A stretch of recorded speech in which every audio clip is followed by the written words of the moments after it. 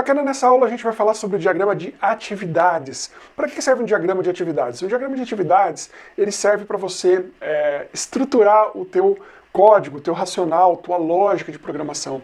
Então ele é muito próximo ao famoso diagrama de blocos, muito utilizado nas faculdades, né? Aqueles diagramas para trabalhar lógica de programação.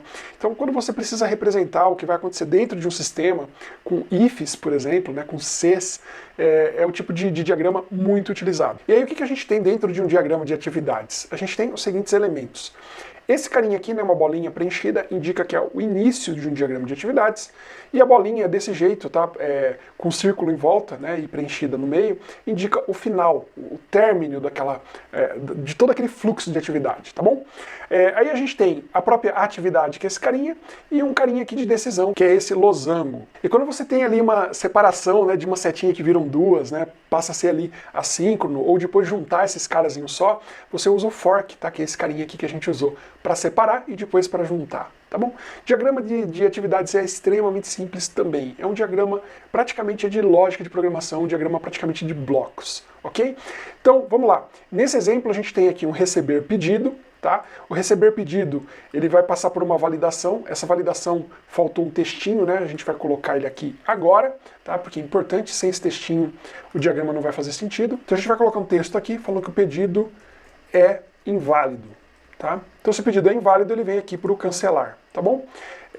A gente pode deixar esse cara mais bonitinho, como a gente falou, né? Colocar aqui um back branco, né? Para ele ficar visível, a seta não passar por cima.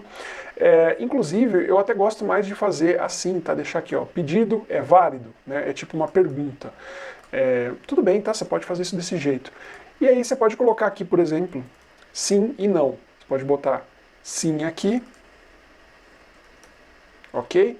E pode colocar um não ali embaixo. No caso aqui, como ele está grande, né, e com fundo branco, olha aí, a gente tem às vezes probleminhas com isso. Vamos lá, e aí a gente vai colocar aqui o não. Tá, depois que a gente colocou o não, ó, ficou esquisito aqui que o sim está com S minúsculo e o não está com N maiúsculo. Mas agora ficou legal, e a gente já consegue entender muito melhor esse diagrama, né? Início, receber pedido. Pedido é válido? Sim. Então eu vou para o próximo step aqui, que é preencher pedido, né? O preencher pedido divide-se em duas atividades diferentes. Uma é gerar nota fiscal, o outro é despachar o produto para entrega. Depois esses caras, eles se juntam aqui, né? Tanto esse quanto esse, se juntam aqui embaixo para fazer a entrega do produto ao cliente. E depois disso a gente termina o nosso diagrama de atividades. Se eu cancelei, né? Se o produto não era válido, eu venho aqui para cancelar pedido. E daqui eu também venho aqui para o step final, né? Que é o elemento de finalização, tá? Elemento de end aqui do nosso diagrama de atividades. Então, extremamente simples, tá? Um diagrama que não tem nada de complicado. É só uma questão de você usar as setinhas aqui, tá? Que é basicamente o único elemento que se tem aqui, né? O único conector que a gente tem entre os demais elementos, né? Entre um elemento de decisão e de atividade, entre um início e uma atividade, ou entre uma atividade e um fim. É realmente muito simples, tá bom? E, assim, analogia com ele, para ficar bem fácil, bem enraizado, é literalmente como se você estivesse fazendo um diagrama de blocos. Quando que você vai usar isso? Quando você quiser explicar um racional, uma lógica de programação, por exemplo.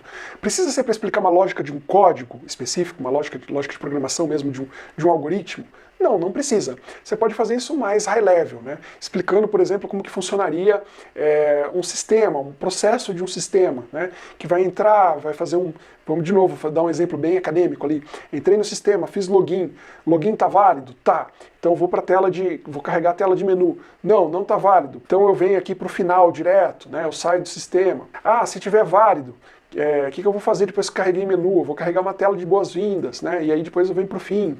Enfim, se eu quiser colocar aqui as atividades que eu tenho no processo de validação de usuário, de validação de toggle, se você estiver trabalhando com filter toggle, não importa, você pode colocar as atividades aqui em qualquer nível de abstração. Pode colocar no nível de abstração bem lá embaixo mesmo, um código, nível de código, ou pode colocar bem high level, né? Pode usar nível de negócio, nível técnico, pode usar para arquitetura também, para ilustrar os seus elementos de arquitetura, como eles se relacionam, né?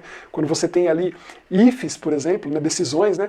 Se isso acontece ou não, né? Se é um microserviço de tal tipo, eu vou para um barramento de serviço, se é de outro, eu vou, sei lá, para um microserviço interno, vou usar TCP/IP. Você pode colocar esse tipo de informação atenção nesse diagrama, tá bom? Um diagrama de estrutura mesmo, para estruturar ideias, para mostrar como que vai funcionar algum algoritmo, alguma inteligência, algum processo ou alguma arquitetura. Legal? Então, até a próxima aula.